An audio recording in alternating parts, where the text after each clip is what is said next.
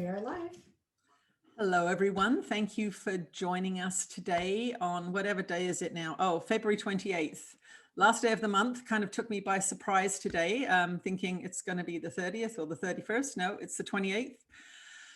Spring is coming to British Columbia, which is fabulous. We didn't have a bad winter at all here. So what news have we got, Carol? Okay, we've got our March 21st solstice channeling event is up and ready for booking if you are interested in joining us. We have 3 guest channelers. Carol's one of the guest channelers. We also have Antoinette Fumos, who's another one, and her name's gone. Brittany Hiskings. Sorry, I just know people by their first names. So that's going to be an interesting day. So I'll be doing an hour-and-a-half channeling to start. Then the 3 channelers will be on during the middle of the day. And then I will finish the channeling event with another hour-and-a-half channeling. And hopefully the power won't go out this time because... yes, please not. Yeah, please not. So for Carol's heart functions, let's hope the power doesn't go out. So I think, we do want to just let you know that as far as live streams in March go, Carol's going to be on a little road trip at the beginning of March. So we're going to be doing the event on the 21st, which is a paid live streaming event. We're going to have the following Sunday will be a live stream, and our 2nd March live stream will go into April. So we'll be doing 3 live streams in April. 2 events in March, one of which will be a paid event. So just so you've got that straight, we won't abandon that March live stream. It'll just be moved into April so Carol can have a little road trip. Yay! Anything else you want to say, Carol, before we start? Just to remind everyone, if you have a question, please either type it on the Q&A, not on the chat. There is a Q&A icon at the bottom. Or if you would like to be called live, raise your hand. That is another icon at the bottom of the screen. That's it. Okay, that's it. Let's see what Jesus has to say to us today.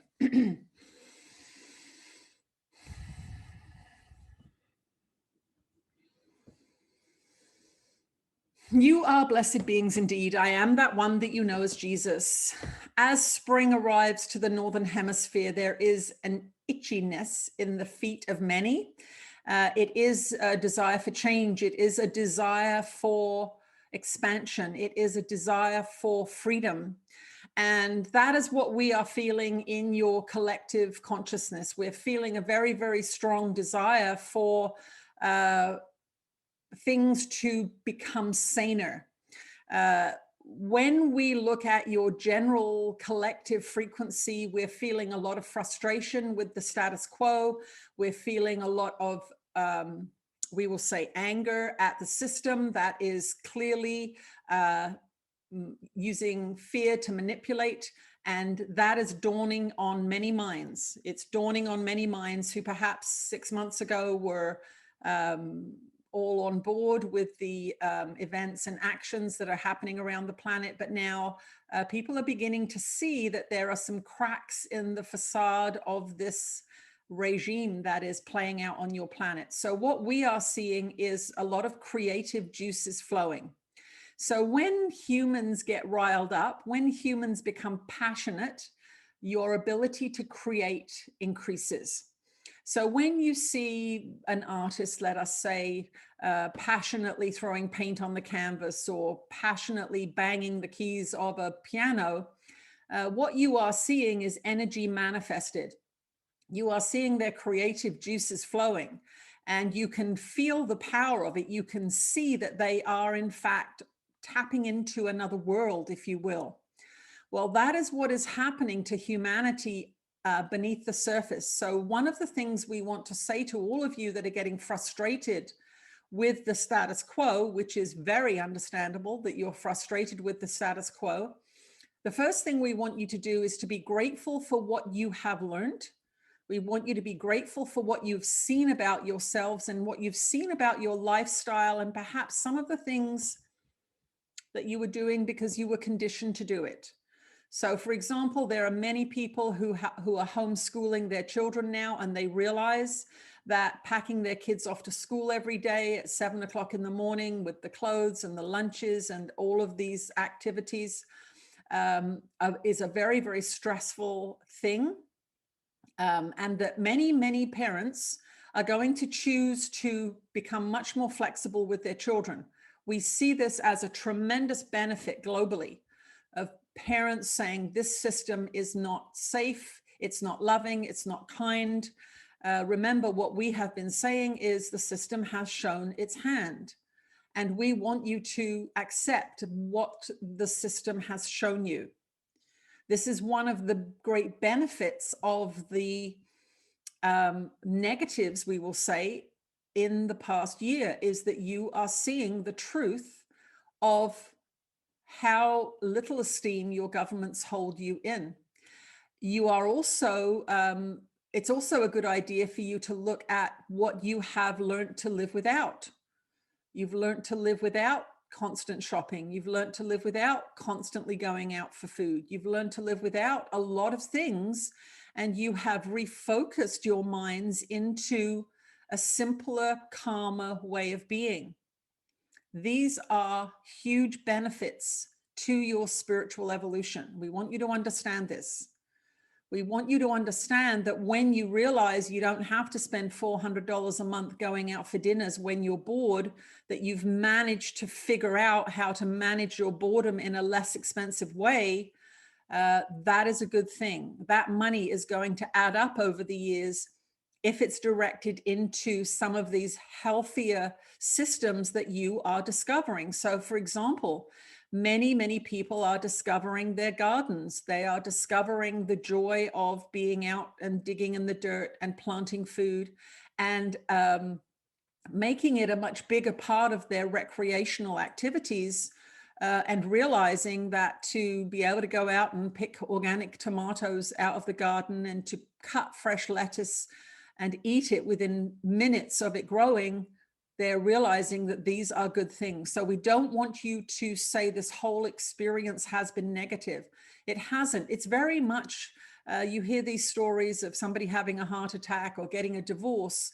And whilst the process is underway, whilst the changes and the transformations and the rug being pulled out from underneath you is underway, it's a very, very disorienting process. But many people after a health scare will change their lives for the better. They will say, my mortality looked me in the face and I realized I was working a job I didn't like. I was not spending my time creatively. I was not happy. And this health crisis got my attention. Same thing with the divorce. Sometimes going through the divorce is very, very painful, breaking up families, disconnecting, habitual behaviors and finances and all of these sorts of things. But on the other side of it, it can feel like a new beginning. And that is what we see coming. We want you to understand that what you are being shown and what you are being told is not what humanity is in fact creating. So as you see all of those masked faces at the mall or in the grocery store, we say 50% of those people are like you. 50% of those people don't want this. 50% of those people are craving freedom. 50% of those people are getting annoyed. So we want you to understand how creation works, and it comes from this passion that you feel. And that is what we are detecting as we are taking the pulse of your planet. It is a desire for freedom. It is a desire for a better system. It is a desire to take down out of positions of power those beings that have shown that they do not love or respect you.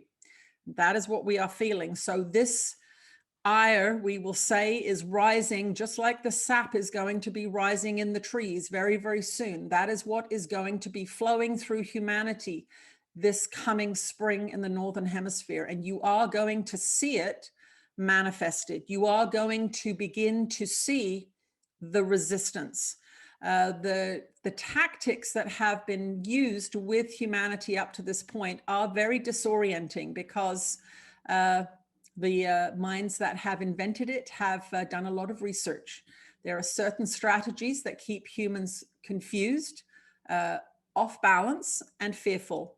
And those that have been designing these, what are clearly insane strategies, know how your minds work. But those of you that are Course in Miracles students know how your minds work too. So over this spring and the next 2 or 3 months, do not be deceived by what you think is happening. Understand that the groundswell of creativity that is emanating from your hearts and minds is about freedom. It is about choice, and you will begin to see the repercussions of that in late spring. So hold firm in your belief in good, hold firm in your own management of your own lives. Keep focused on things you love. Keep focused on things that are beneficent for your family. That means healthy eating, growing and when we say growing your own food, we understand that you're not going to grow all your own food. But for the summer months, you can grow all your own salad crops. You can put in berry bushes. You can look at that empty lawn in the back of your house and say, instead of, spending $400 a month on eating out, I'm going to go and invest in some raspberry bushes, and they will provide me with raspberries all summer. I'm going to put some strawberry plants in, and I'm going to do it with joy. I'm going to do it with enthusiasm. I'm going to do it with happiness, understanding that this is the lesson I've learned, that it's good to be a little bit self-sufficient. It's good to have organic fruit available to you whenever you want it. It's good to be able to go and pick a kale leaf and pop it in your mouth, knowing that the vital life force of that plant is coursing through your body immediately rather than sitting in a store for 3 weeks. These are some of the basic lessons you have learned, because these are some of the basic lessons your society has forgotten. Over the last few decades of the industrialization of your food systems and the development of these incredibly complex and yet very unstable food transportation systems, we want you to begin to shop locally. We want you to begin to support your local farmers. It is going to be your local farmers who have food when other places don't have food. And if you've known them for a couple of years and you've purchased their products, when you come to the gate saying, the store's closed, there's no cauliflowers there, they'll say, well, we've got some cauliflowers, you can have some, that's fine. You've been supporting us for a while, we can help you out now. This is how it used to be in the olden days. You worked with your neighbors, you worked with your community, supporting each other. When one of you was lacking, the others would help, and vice versa. So this, when we talk about going back to what it was like 200 years ago, most of you just think, oh, no electricity. But that's not what we mean. What we mean is community. What we mean is self-sustaining gardens. What we mean is helping your neighbors and friends. What it means is being responsible for your behavior, not being reckless and disregarding the environment. That is not how people did it 200 years ago. They were loving to their soil. They were loving to their animals. They were loving to their communities, or they didn't survive. And what we want you to do is to begin to take the good that you have learned out of this year and begin to employ it willingly, not out of a sense of desperation, not out of a sense of fear, but out of a sense of deep appreciation for the lesson. So that's what we want you to begin to think about as you enter into this spring season. Get your seed catalogs out, order some seeds online, get the shovel out, mark out where you're going to put that extra new bed or the first bed in your garden, and look forward to the physical labor, look forward to being out in the sun, look forward to being out there with the hummingbirds and the worms and the robins who are going to come and steal those worms when you dig over the soil, and become part of nature again. Become part of nature again as she wakes up in this northern hemisphere. We will return shortly. I love that. I love that too. I love that too. There are so many good things that came out of this year. And for me in particular, it's it's time to shift from, oh my gosh, what happened to the world, to let's look at the opportunities we have here. Yeah, look at the world that we do have. And I know you and I are fortunate that we have, rural properties. But I've been talking to a lot of people in sessions, and I think there's a continuing message being sent to people about, getting out in the garden. I mean, I've got a little fenced part of this. This is a rental property that I'm in right now, but I fenced a small area. But to be honest, if I plant that full of food, it's a lot, even though it's just a relatively small thing. I mean, I'm moving at the end of the month into a bigger place, but this is the size of a regular suburban backyard. So there's definitely lots that people can do, even if they're in a suburban environment. Yes, yes. Okay, that's our first question there. Our first question is from Lisa. She says, one of the activities that brings me joy and peace is going on long trail runs up on the mountain immersed in nature. I broke my foot on Friday during a run and I'm struggling to find the lesson. 6 years ago, the same thing happened, but on the other foot. Oh dear. I'm obviously not learning what it is that I need to learn. How do I approach this differently so I can better interpret the signs and messages Spirit is giving me? Well, first of all, I will share my little experience of breaking my foot, just so that you have my version of it. Doesn't mean that it's your version of it. I was house painting to make money and avoiding writing the Jesus book because I was overwhelmed by that. And it was literally the last brush stroke. I was putting on a high ceiling, and the ladder started to slip, and I came down the ladder, boom, boom, boom, boom, on that one foot, and broke the heel off my foot. And I was in a wheelchair for 6 months. And I was in a wheelchair in front of my computer looking at the Jesus book. And that's how I finished it. I was not allowed to do anything else. I couldn't do anything else. So my first question for you to think about would be, is there something you're avoiding looking at by going on these runs that needs to be addressed? That would be, just from my experience, that there was something that I was meant to do that was not house painting up a ladder. And Stephanie just commented that she broke hers on Thursday. So she says, thanks for asking this question. Oh, yes. Oh, a few people are being slowed down. Interesting. Okay. Let's see what Jesus has to say.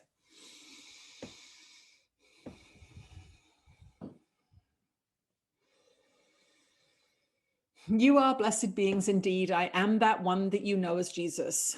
When you are taken out of an activity that you love, or that you turn to a lot, or that is a bit of an addiction, we're saying those three different things because some people can love to run because it takes their mind off the thing that they need to change in their life.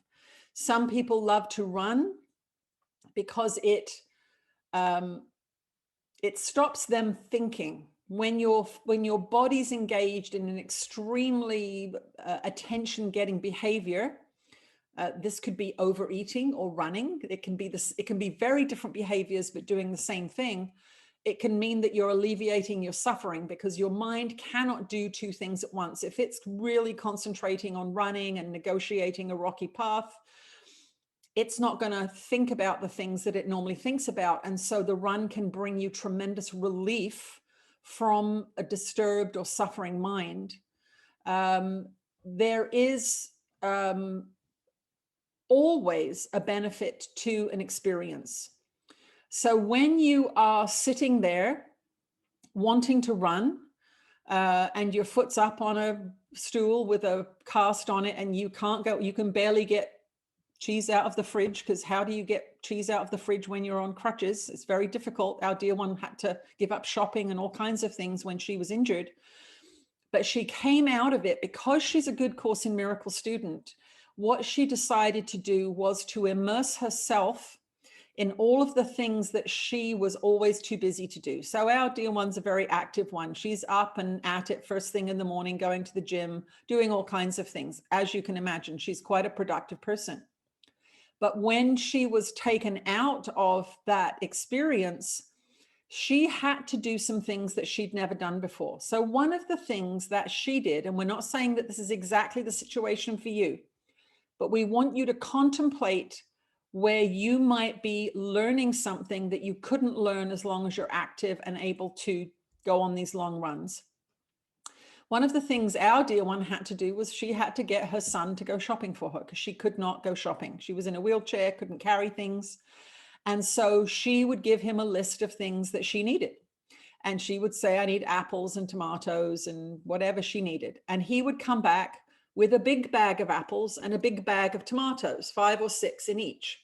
And what our dear one realized was that whenever she'd go shopping for apples or tomatoes, she'd come back with 2 apples, 2 tomatoes. And so she would have to shop a lot. She'd have to shop every day or every other day because she was in financial fear and she was restricting how much money she would spend at the grocery store as a consequence of her financial fear. So during this process, what she realized was that suddenly, because she couldn't go shopping, a very stressful part of her day was gone. Now, she did not realize how stressful shopping was for her. She didn't realize that she was in a constant state of financial fear when she was shopping. This was a behavior that her mother taught her when she was a little girl. Her mother never had any money, and she would make our dear one put things back on the shelves because they'd get to the checkout and they wouldn't have enough money.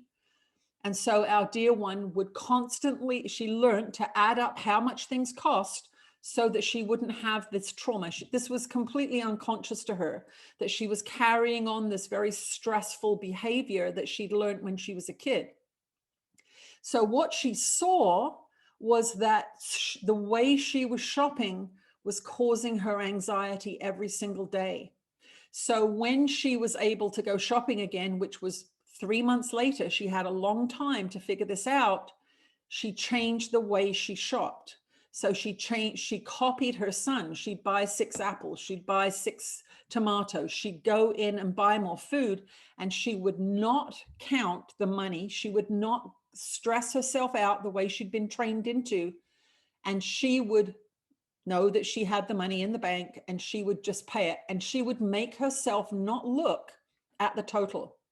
She would make herself break the pattern of unconscious behavior that her mother trained her into following in her childhood. So this was a direct positive consequence of being in a wheelchair, not being able to move. This one epiphany completely changed her financial frequency. So for those of you that are now foot broken, feet up on there, start to notice what you can't do and feel into whether it's actually a relief that you're not able to do it. So it could be perhaps that you're the one that does all the shopping and does all the housework and does all the chores, and you're the one that's the house, keeps the house running. Perhaps you've got a couple of kids and a husband. Perhaps they're now looking at you with your foot up saying, what are we going to do without you?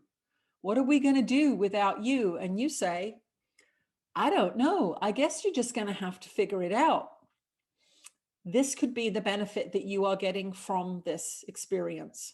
It could be that the issue that's bothering you, the mental issue that's bothering you, the thing that really has been put on the back burner because you keep going out for runs, now you can't avoid it. It's sitting there with you on the couch with your foot up.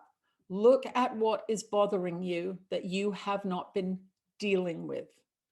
When you have these kinds of crises, these physical crises that put an end to your behavior, the normal coping behavior, the normal avoidant behavior sometimes, it can be very, very beneficial. It can be that you hear yourself saying, wow, I guess I'll be able to read that book that I never have time to read.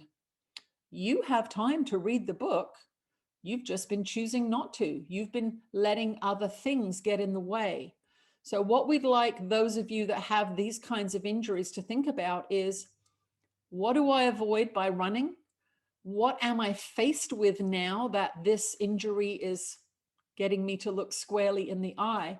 And what are the things that I am going to give myself permission to do now that I don't normally do? Is that knitting a sweater, reading a book, painting your toenails? Doesn't matter what it is. If you find yourself a little bit excited because you can justify sitting down and reading a book, that is something for you to pay attention to. It will be different for each of you, but trust us in telling you that this has happened for a reason, and you are going to learn something that you need to learn about your own subconscious mind, your own coping and avoidant behavior as you go through this healing process. Do not rush it. Do not deny it. Do not be angry at it. Go deeply into radical acceptance of what is, and you will not suffer. We will return shortly. Thank you, Dina. Okay, we are going to bring Kim Severin on. Kim, are you there? I'm here. Can you hear me? We can hear you, Kim. How are you today? I'm doing great, great. I'm And so grateful to be talking. Where do you live, Kim? I'm in Virginia. Okay, I thought I heard a little southern drawl there. I don't know how far south is Virginia on the East Coast? Is it like halfway? About halfway? It is. It's right about halfway. Yeah. So I've got an accent somewhere between. I was born in New Jersey, spent some time in Cincinnati, Ohio, and now Southern. So okay. My mother was horrified when I came back and I had lost my Jersey drawl. What's on your mind today, Kim? Okay, so I have two questions for Jesus. So the first one is, who or what zaps our memory when we come into the body, and why? And the second one is, I've heard some people saying that if we follow the light after we lay the body down, that we will just be following the reincarnation process over and over. And that not only are we enticed by it, but also enticed by seeing family members that have passed as well. So I guess the question there is, is that true? And do we need to just remind ourselves that we are the light and we don't need to follow the light? Both excellent questions. Okay, let's see what Jesus has to say to that.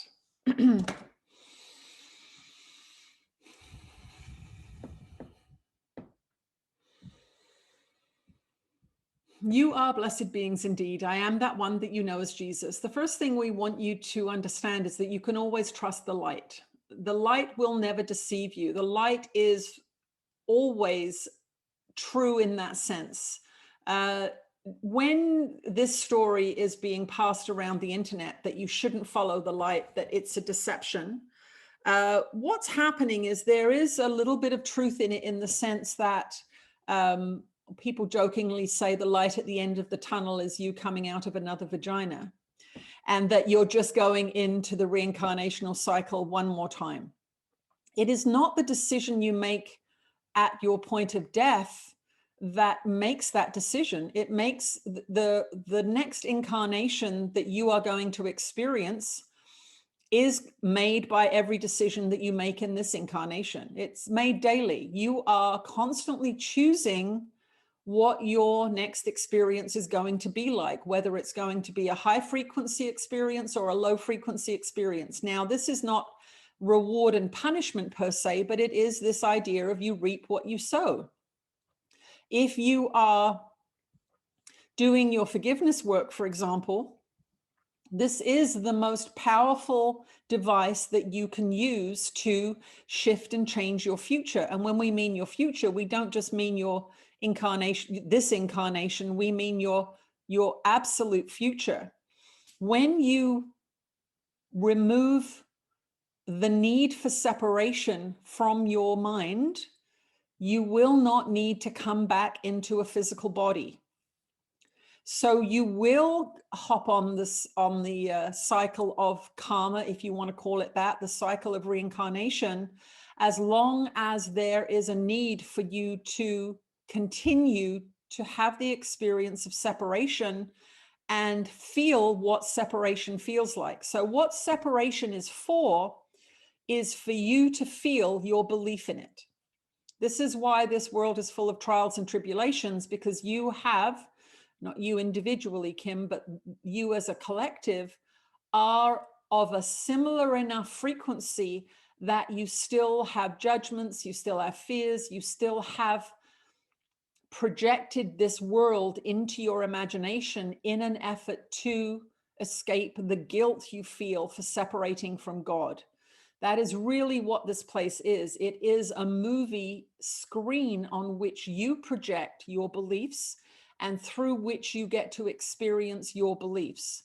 And this is, of course, the fundamental idea behind A Course in Miracles, which is you are not a victim of the world. The world is reflecting what you believe to be true about the world.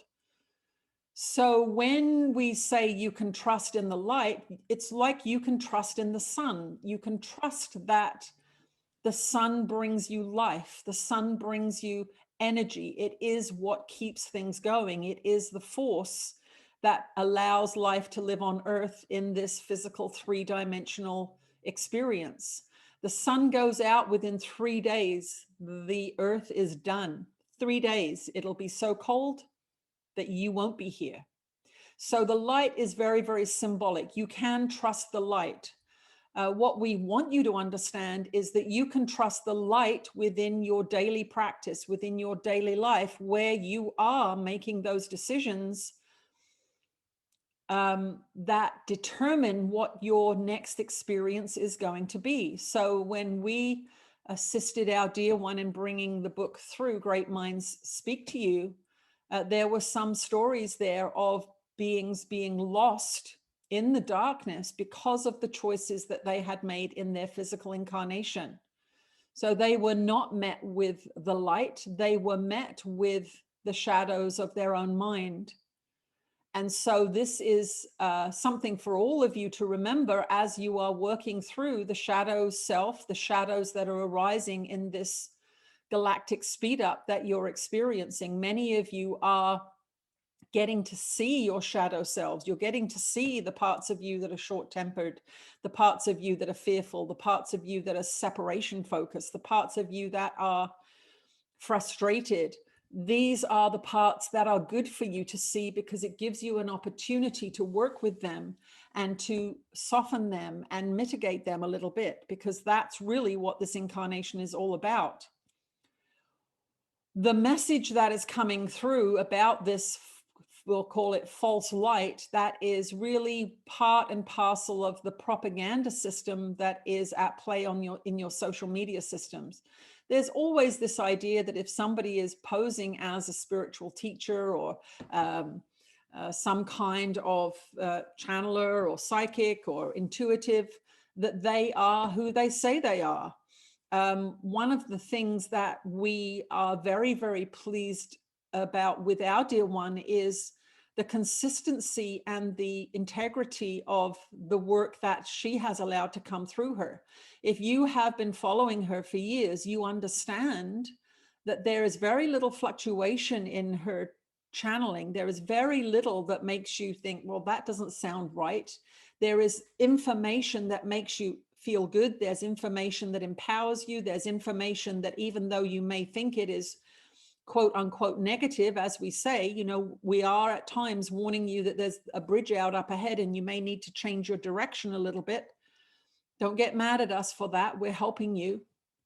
That you can see over time that this person has brought through very, very consistent, loving information that is assisting you in the quality and the quality of your life. Some of the beings that are bringing information through have not had the clarification process that this being has had. Many years of doing A Course in Miracles practice very, very diligently. They are bringing through information that is not necessarily coming from who they think it is. And this is not to call them names or you know, be derogatory in any sense, but there is this idea that if it's coming from spirit, it's got to be true and it's got to be good. And that is not necessarily so. There are lower frequency beings that masquerade as high frequency beings, and they begin to slip information in that doesn't quite feel right. And that is why you're asking that question. That question doesn't feel right to you.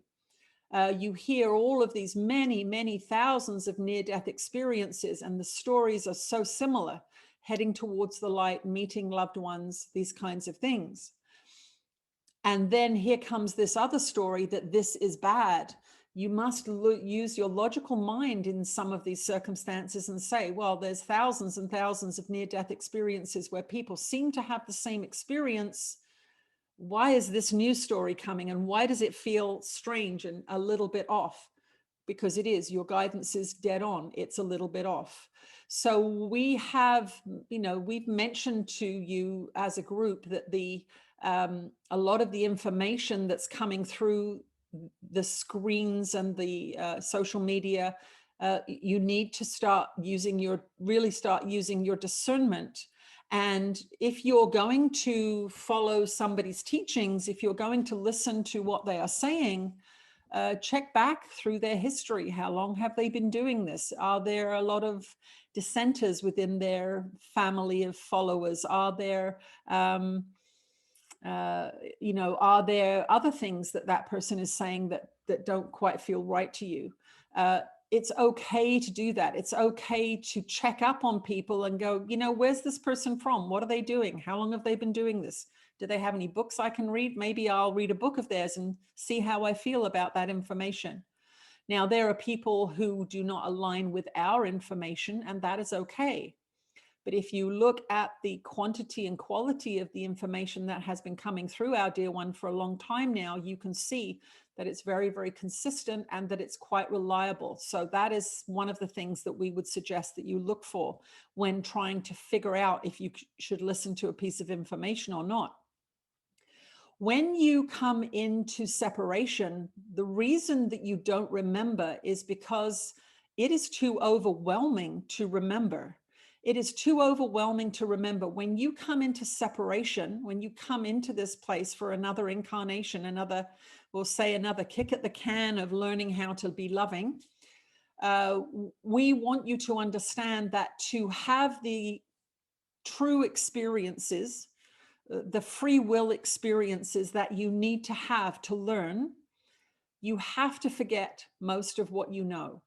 If you came in remembering the 634 lives that you've already experienced or that you are experiencing, you would have too much information. You would not be able to focus on this incarnation. You have been designed with this body-mind complex that is the symbol of separation, the physical human form, which you use as your evidence that you are separate. You keep using it as your evidence that you are separate. It is designed to make you feel separate. Sight, all of the five senses, they are designed to keep you in this very, very narrow area of focus, so that you do experience a seeming separation, because that is what you have wanted. As you evolve your consciousness, as you begin to meditate, as you raise your frequency through all of the various practices that we talk about and the other teachers talk about, you will find that your consciousness will begin to expand. So this is one of the things that you're witnessing on your planet at this time, because people have been drawn into materialism to such a degree. They've been drawn into their senses to such a degree that there is no multidimensionality to their consciousness. So when the government says jump off the cliff, they go, okay, when do you want me to jump? They don't have this multifaceted access to different kinds of information, because the programming over the last few years, and this is one of the reasons that spirit is intervening on your planet at this time, is because the programming is making you narrower and narrower and narrower and lower and lower and lower in your frequency, so that you don't have a lot of multi-dimensional resources. You're not dreaming because you're drinking coffee and alcohol every day. You're not reading anything because you're hooked into your phone all the time. You're not in a community because you're living in an apartment by yourself. All of these things have been implemented over time, and that is what you're witnessing. You're witnessing the effect of making people very, very narrow in their ability to interpret and engage with the dimensions that they have access to. People are only accessing a very, very narrow place. As your consciousness evolves, as you step up your frequencies, as many of these beings who channel and that you see here are experiencing, they are having access to more information. And that information is knowledge. That information is coming from that infinite the collective consciousness, the Akashic records, everything that's ever happened, everything that is happening, everything that ever will happen, it becomes accessible. And that is where the memory starts to come back. You start to remember other incarnations. You start to remember, oh, I'm getting, psychic messages. You're starting to tune into your true nature, because when humans are not, quote unquote, civilized as you see yourselves now, when they're dancing around the fires at night with the shamans calling in spirits, when they're using natural herbs and natural remedies and doing all kinds of behaviors that were natural to indigenous societies, they were in touch with these other realms. They were in touch with their ancestors. They did remember other incarnations. So what you're seeing here, in particularly in the West at this time, because it's been going on for quite a few decades now, this sort of indoctrination into the material, it's a very, very big experience that your society's having, that it's learning from. So as we said in our introduction, if you look at what you've learned from the lockdowns and the restrictions on you, you take away bigger spiritual lessons if you're paying attention. What your society is learning from extreme capitalism and extreme focus on the body, extreme materialism, is a spiritual lesson that you will take from this incarnation into other incarnations. And you will remember how capitalism and material, or say unfettered capitalism and materialism and obsession with the body, how it can cause problems. And you will remember the consequences of this time. And so you are getting a very, very big lesson right now of handing over your power, of always saying, yes, that's okay, we'll sign the papers, we'll do what you want. The rebellious spirit has gone out of many of you. And it is that rebellious spirit, that pioneer spirit, that strong, vital life force, that this experience of lockdown and restriction and loss is going to awaken in all of you again. And you will take it into your next incarnation. So part of the forgetting is being magnified by your society. Part of it is a natural consequence of being in the karmic cycle, in the reincarnational cycle, while you're having to have multiple experiences of life in the physical form, so that you can have a clear, clean experience, a new game, so to speak, a clean piece of paper. Just as when you are drawing, do you want to use a piece of paper that's got scribbles on it and has been rubbed out and there's holes in the paper because you rubbed too hard and it's just not nice. It doesn't inspire you, does it? A dirty old piece of paper that's had all these other fingerprints and coffee stains, and who wants to do a nice piece of art on that? Give me a nice clean sheet of paper. Oh, now I'm inspired. Now I feel, oh, okay, clean sheet of paper, that's going to be fun. That's exactly why it happens. So that you can dive into the new creation, which is this incarnation, and resolve some of the things that you have been assigned to resolve in the physical. That is our answer.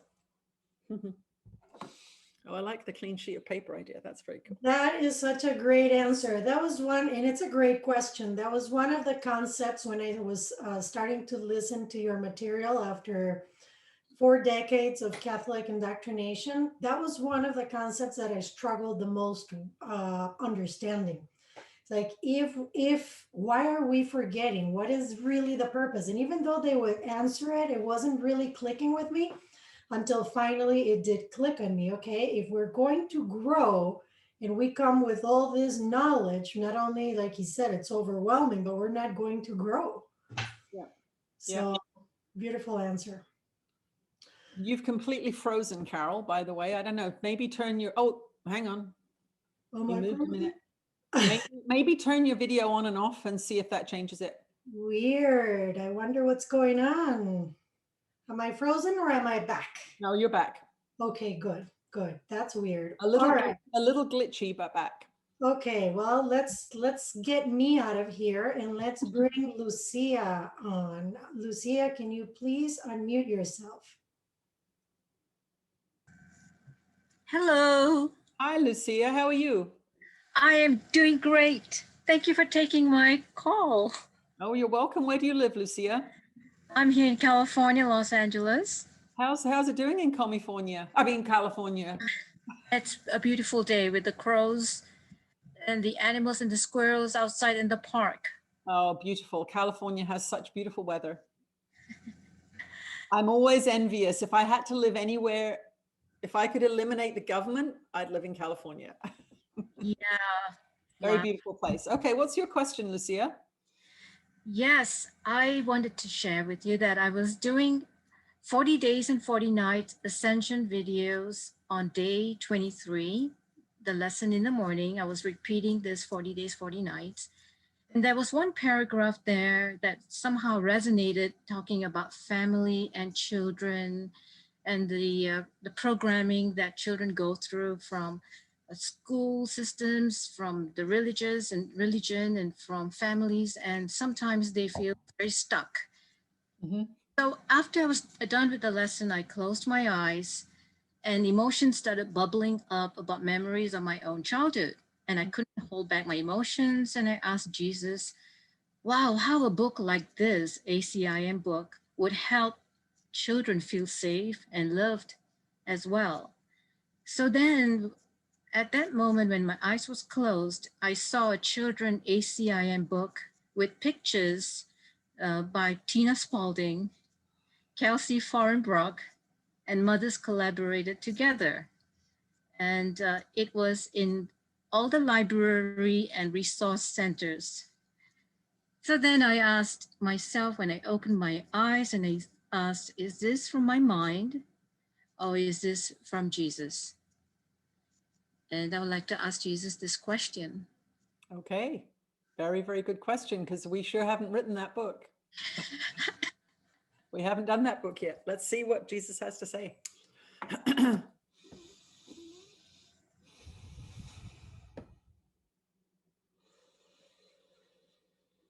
You are blessed beings indeed. I am that one that you know as Jesus. What you are witnessing there is you tapping into what we would call it the collective consciousness.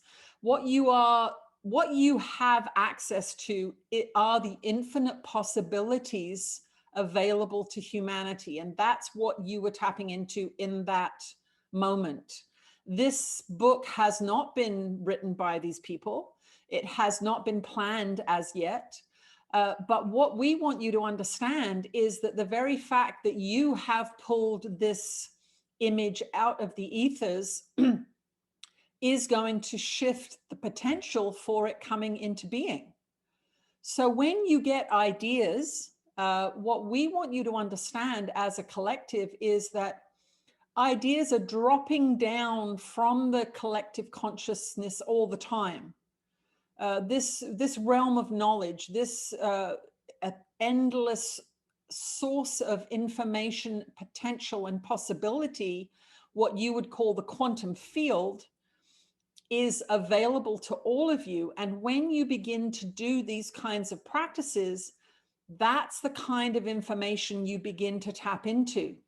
So when you discover an image such as this, a book that you think would be a good idea, and you've brought that now down into your consciousness, and now you're sharing it in this group, what you're doing is you're making a ripple in the quantum field.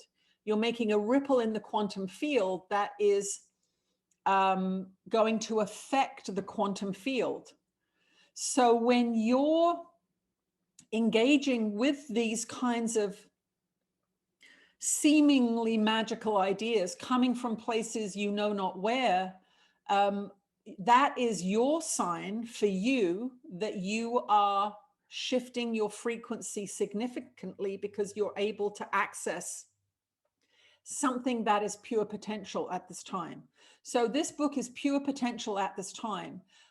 When our dear one began channeling books, she had no idea what books she would channel. We don't tell her what books she's going to channel. One day, it could be tomorrow, we say, book number 9, here it comes. It depends on where she is. It depends on the experiences that she's having. It depends on the frequency that she's maintaining. It depends where she is, because she has her own process of living to go through. Believe it or not, she doesn't do this all the time. It's a big part of her life, doing channeling and sessions and those kinds of things. But she has Tina's life, in which she has to have lessons that bring her up to speed to tackle the next potential project that we have for her. So what you have tapped into is just a possible future for her and Kelsey. It doesn't mean that that will happen. It means that it's a possibility in the sea of quantum possibilities.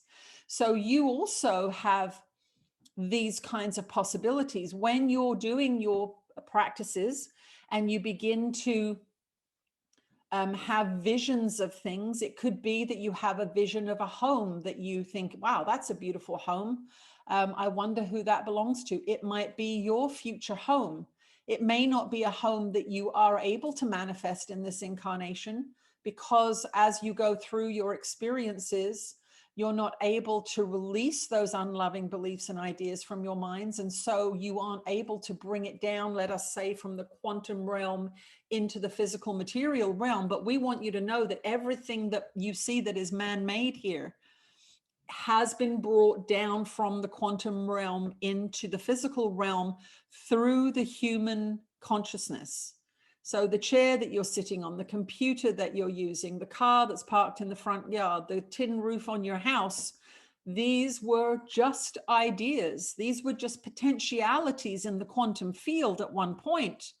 And a human mind was able to tap into them and bring them down into the material physical world. What an exciting process. So we would like you, as the questioner, we would like you to get excited about the fact that you tapped into the quantum field. Don't become obsessed with making someone write the book that you think that they should write, but continue to do the work that gave you that glimpse. Because there will be more glimpses, and there will be more ideas, and there will be more inspirations coming to you and through you. And some of them you will bring into the physical material world. All right, that's his answer.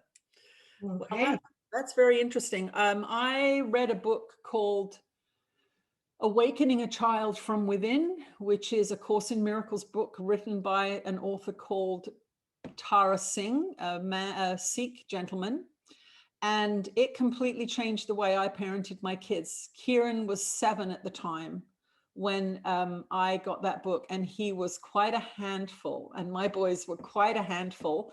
Well, they were quite a handful the whole time I was parenting them. But that book completely changed how I parented my kids. So it was not a kid's book, it was a parent's book. So there are some parenting books out there, but I think, yes, that's a possibility. Who knows about, because I am an artist after all. So, and I just actually, because this is coming through now, almost the first night I read the Course in Miracles, I had a vision for a child's book. And I may have told this story before, I don't know. I think it was literally the first night I read A Course in Miracles, I had this vision of this little monster floating in space. Have I told the story? I don't think so. Okay, it was like this little like a little potato guy, like not a very attractive creature. He had little arms and legs, and he was in the dark alone. And in the dream, he was feeling very, very lonely and isolated. And then he thought, why do I have arms? Because here I am floating by myself in space. Why do I have arms? This was a very elaborate dream. I never forgotten it. Wow. He said, well, I wonder why I have arms. And then he reached out his arm and he touched another little being just like him. And light came between their two hands. And then that little being reached out his arm, and there was another little being alone floating in the dark. And in the dream, they all just held hands. And there was a whole circle of these little beings that had thought they were alone, but they weren't alone. Wow. That was meant to be a children's book. wow. And I've never written it yet, but I think it's actually it would be a great little kids book. Yeah. Maybe this is your prompt. Yeah, maybe. Well, and the next question kind of ties to this. It comes from Isabel Miller, and she says, I would love some guidance on how to best approach my granddaughter, Mia, age 14, who is very defiant and putting her life in danger in doing so. Okay. Let's see what Ananda has to say. We're with you again, dear ones.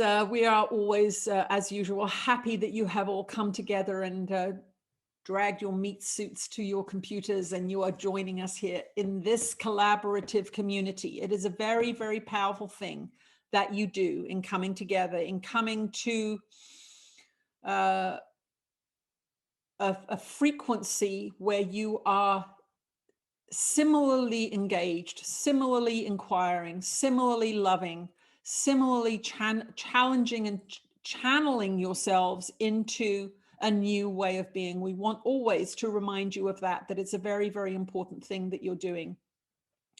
When you're 14, death is far away on the horizon. Nobody cares. Nobody thinks about it.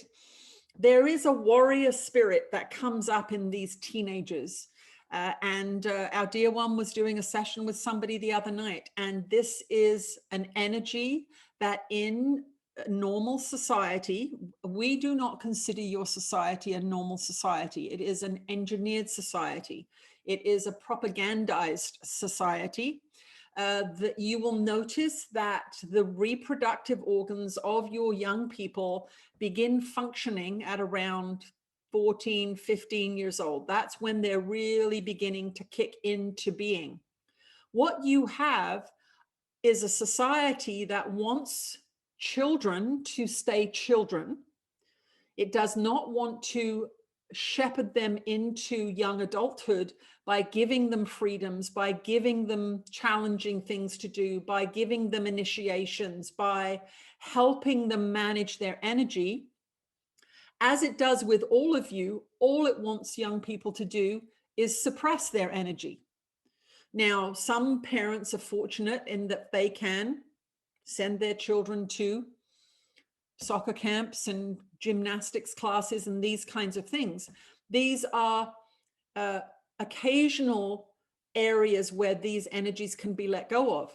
But the truth of the matter is that your society has an extended childhood for beings that are turning into young adults, and it does not give them a place, a healthy place, a loving place, a challenging place, a stimulating place for them to express themselves. It says, sit still in a chair all day long and learn things that you don't care about. If you're healthy and you've got all these hormones coursing through your physical body, that's the last thing you want to do. And many of you won't do it. Many of you will just say, you know what, this is stupid. This makes no sense. And what you're witnessing in the rebellious nature of children that are turning into young adults is the vital life force that they are going to be using to initiate their own lives coming into play. but it's being expressed in a society that has no place for them. It has no place for them because you have invented this period of extended childhood from 14 to say 19 or 20 years old, where they aren't allowed to be free. They aren't allowed to express themselves. So when you are dealing with somebody who's got this kind of energy, got this kind of destructive behavior going on, what you want to look at is the environment in which they've been raised. Are they raised in a single family, single parent household, for example? Do they have a lot of pressure on them to perform in a particular way? Are the parents expecting them to become, having high grades and studying a lot? Is the family imposing upon them rules that are extreme? Are they being kept in, we'll say, urban prison? Are they living in a house where there isn't really anything for them to do other than to watch TV or play on their iPad? What you will see if you are living in a more natural environment is that they will have interests. So for example, and we know that Carol has this ability, and it's something to consider when you have a delinquent teenager. Horses. Girls love horses. Now, our dear one was the same. This is something that our dear one and Carol share in their histories, horse crazy girls, because this allows their energy to be used, mucking out stalls, riding these big, powerful animals, lugging saddles around, bales of hay around. This gives them something very, very healthy to do. This is the kind of example of behavior, or the kind of example of help that parents can give children. Now, Carol was born into an affluent family. Our dear one was born into a poor family. They both managed to spend their days with horses. So money is not an excuse. Our dear one was the poverty-stricken one begging for rides. Carol was not in that position, but they both managed to have this experience, and it's a very, very healthy one. Part of this problem is the urbanization and the expectation, and now coming into play with young people, the disillusionment that they are feeling when they look at their futures, the disillusionment that they have, that they're not going to be able to go traveling, that they're not going to be able to become a hotel manager because the hotels are closing down, that they're not going to be able to do this and that they dreamed of, and they are getting angry about it. And they are not as well conditioned as you. The conditioning process has not been completed. And so those hormones and that anger and that frustration and those pressures, they can turn into an explosion. So as a family member of that child who's putting themselves in danger's way, we would like you to assess the actual situation instead of just looking at that being and saying they are bad and they're going to die if they keep doing what they're doing. Look at the circumstances within which they are living and see if you can, as a family, come up with a strategy to collaborate to help that young person channel that energy into something more productive.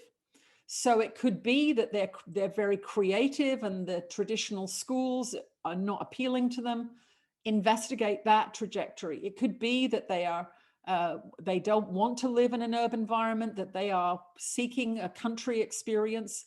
See if you can get them to a camp this summer where they get to ride horses for 6 weeks. See what you can do to assist them in managing the energies that they have coursing through their bodies.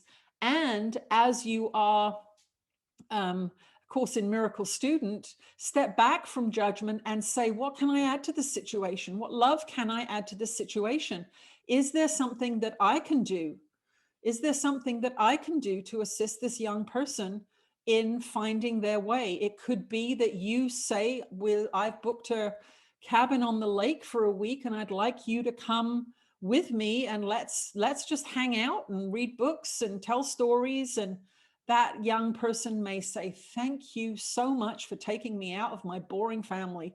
I needed this. You don't know. Don't just judge them. Don't just attack them, but see if you can come up with some solutions that are addressing the fact that your society is unhealthy and is expecting children to behave themselves when they have, in fact, no reason to behave themselves, no reason at all to behave themselves.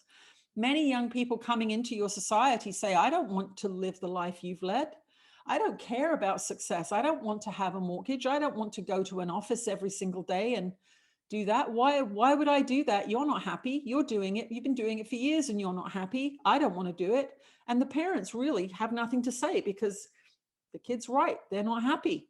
They wish they didn't have to do it either.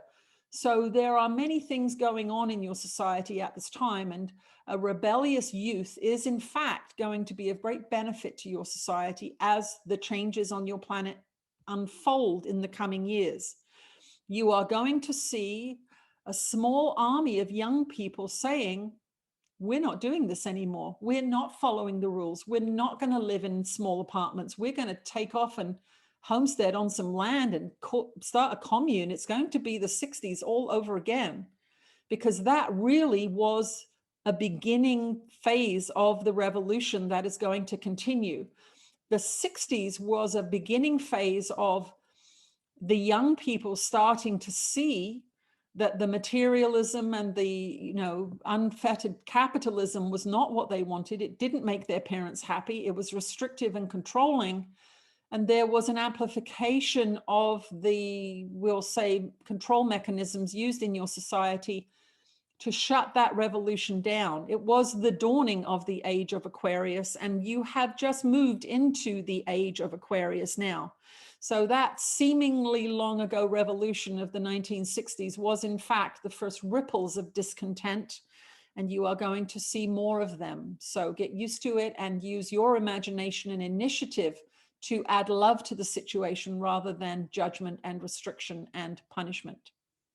Wow. That is a good reminder. Add love always. Horses kept me away from boys. Me too. That was For a pretty while. boring until I was like 18. Yep. Pretty boring. Yep. Horses is all there was. Okay, let's see. I am going to bring Chantal Michel on. Chantal, can you please unmute yourself? Hey, thank you. Hi, Chantal. How are you? I'm great. How are you? Are you French? I am, and we met a few years ago on Soul Spring. I was one of your first, if not the first person that you received live. Oh, right. We sat in the front of my house under the arbor, I remember. Yes, thank you for remembering. Yeah. Okay. What's your question? So it's a question for Jesus. In the previous live stream, he basically I got a little bit of fear around the fact that he's warning us about the collapse of the banking system. Mm-hmm. I'm worried for my father because basically he has all his money in one bank, which is due to collapse, according to Jesus and other people. And I tried to convince him to diversify and put his money in other places or to invest, but he's not listening.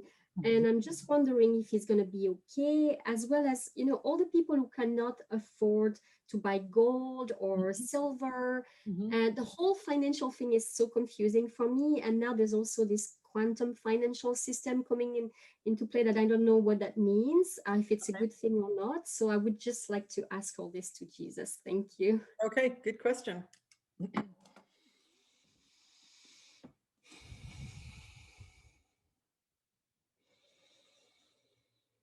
You are blessed beings indeed. I am that one that you know as Jesus. We would say the current banking system that you have is one of the most evil empires on your planet, but it's the devil you know. It's the thing that you know. It's the thing that you have.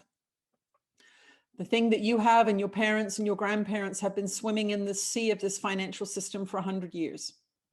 It is not a fair system. It is a corrupted system. It is a system that keeps you poor by things like mortgages where you pay 4 times the price for your house over the years, the 30 years that you have that mortgage, you're paying for your home over and over again. Many people pay for their homes for years and years, and then come upon hard times, and the bank repossesses that house. So they've had all of this money from somebody, and then they take possession of that house, and then they sell it again and sell it again.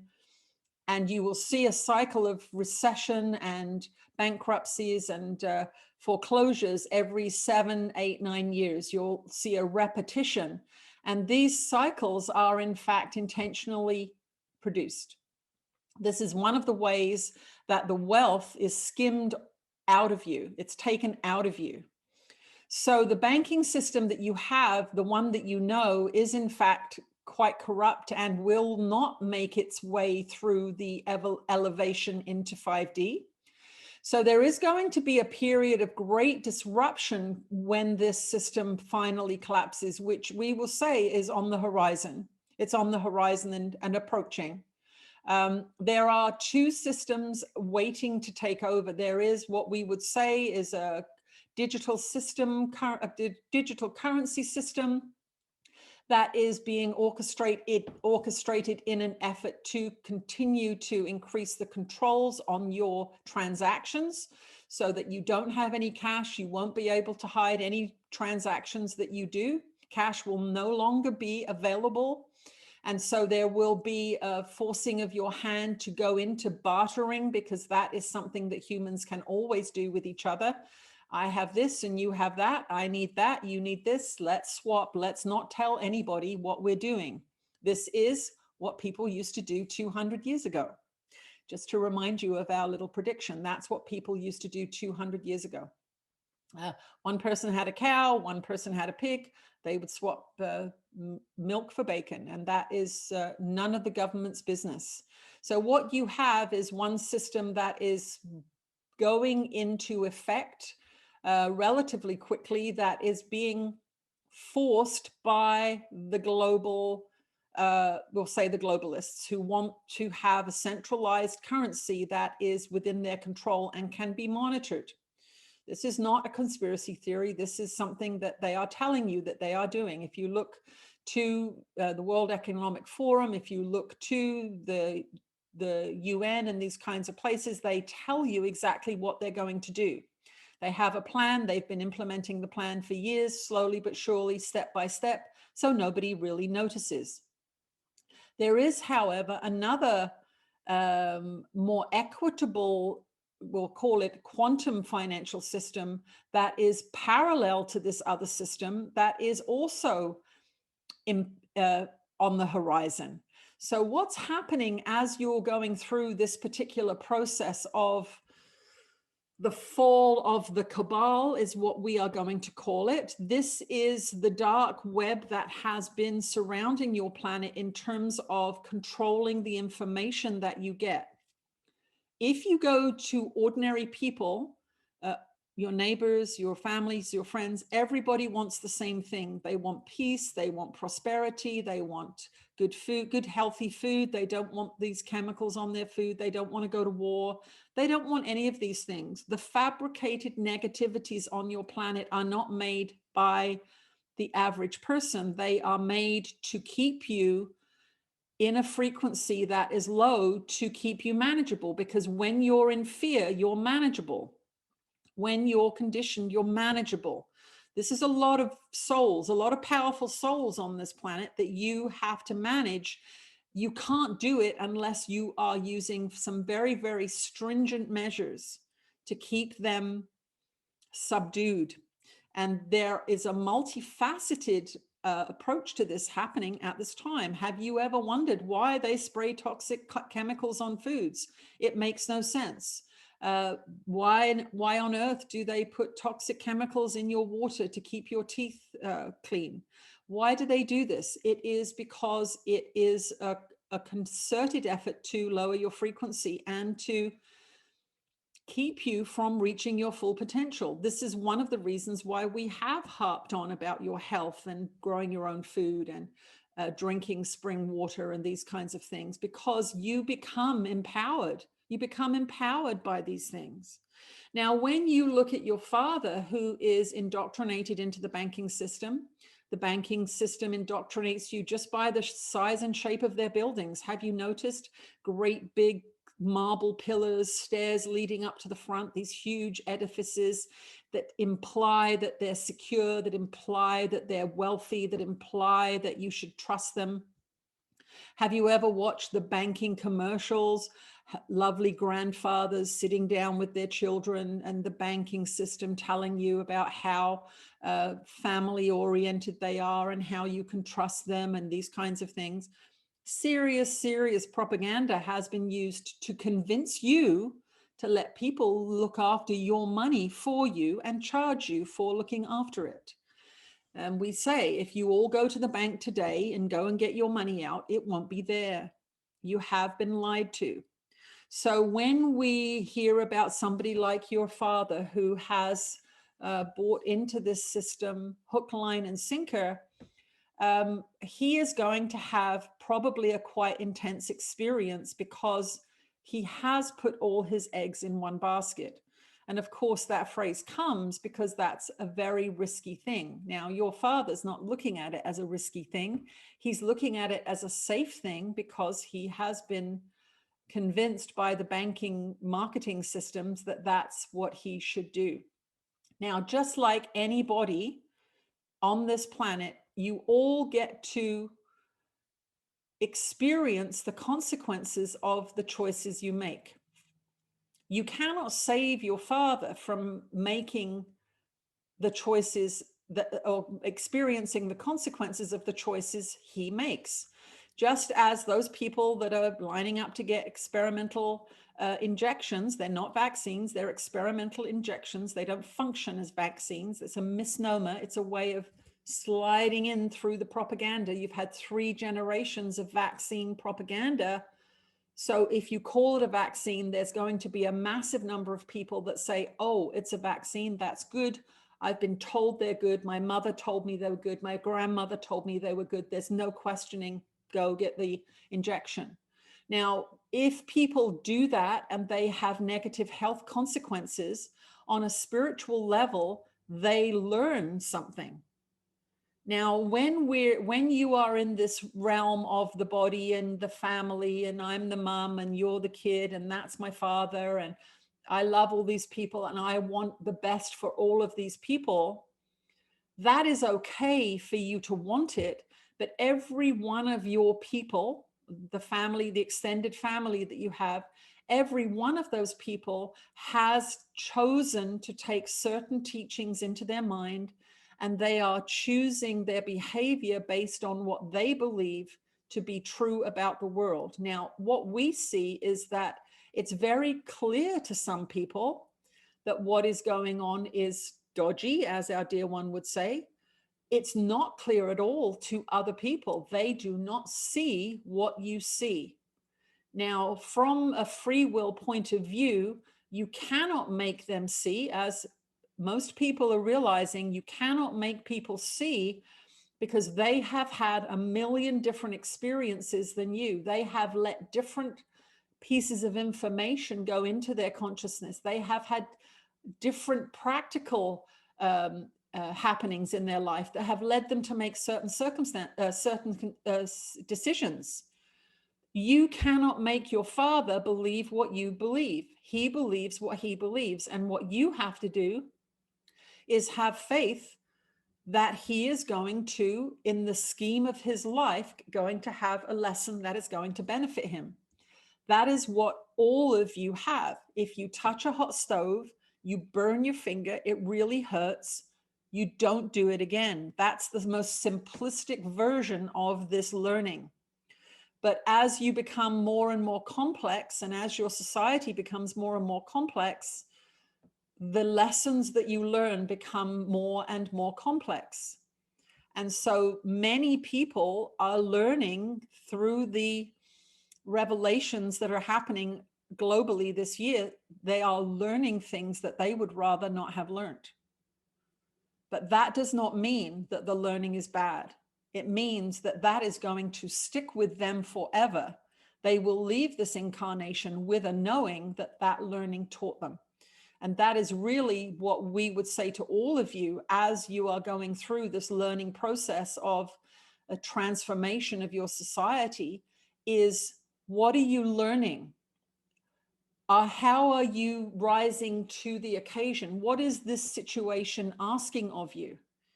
Is it asking you to become more adaptable? Is it asking you to become more innovative? Is it asking you to put your eggs in lots of different baskets because you don't know what's coming? You can't see what's coming. We want you to know that it's not all bad. What's coming is not all bad. You are going to see your planet go through a massive change driven by the evolutionary forces of light and love.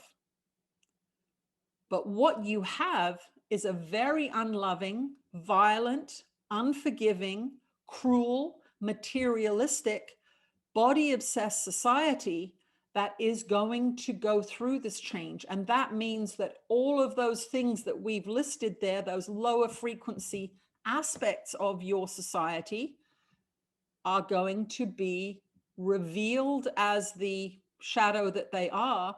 And if you're attached to all of those systems, you are going to feel as if your life is coming to an end, when in actual fact, what is coming to an end are the idols that you have been worshiping. You've been worshiping idols that have been handed to you on a silver platter through the propaganda systems and the marketing systems. You know, most people can look at a logo and know what company it is, but they can't look at a plant leaf and tell you what the plant is.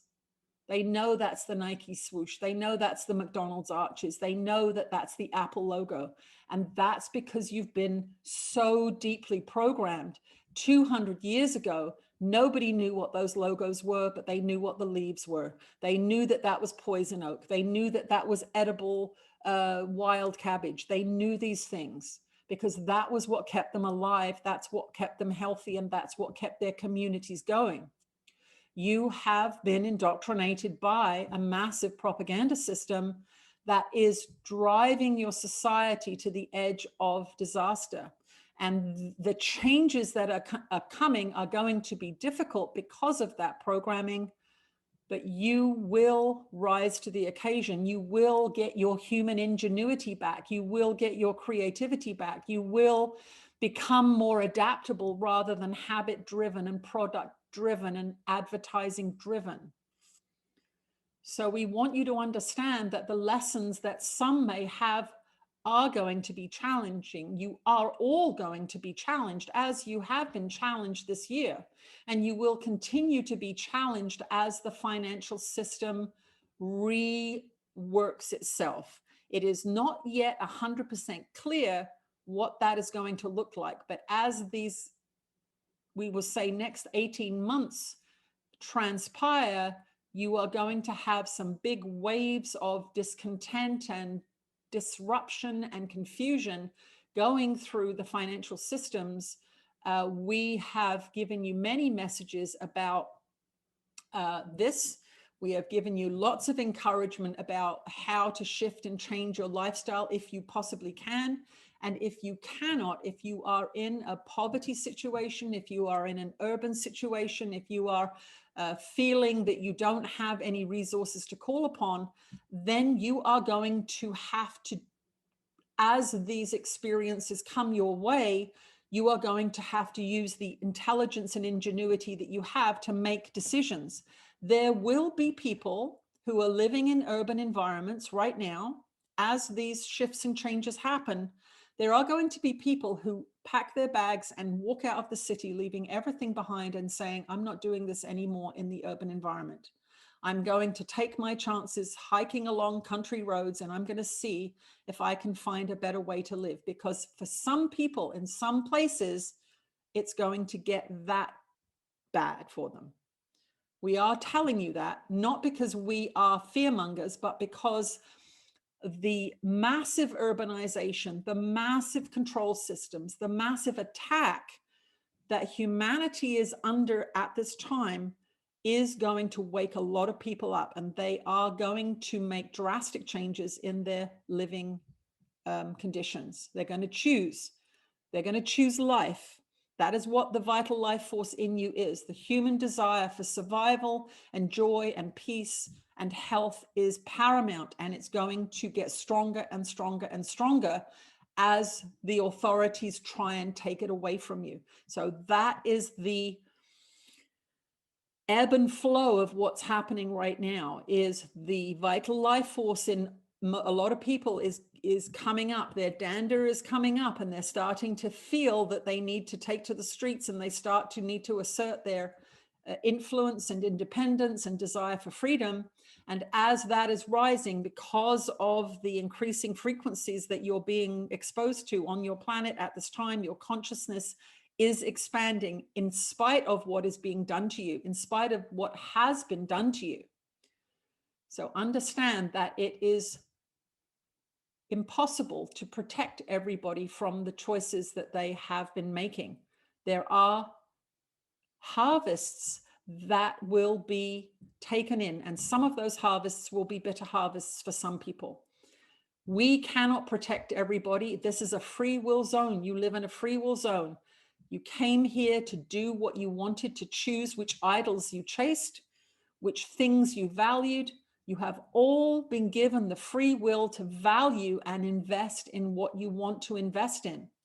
Some of you have invested soundly, and some of you have not, and some of you are in the process of changing what you're investing in.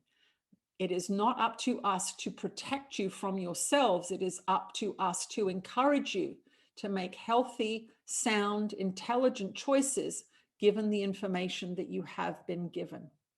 So we want to thank you all for coming together in this group today. We feel that this last few minutes was a wonderful opportunity for all of you to reassess what you are investing in.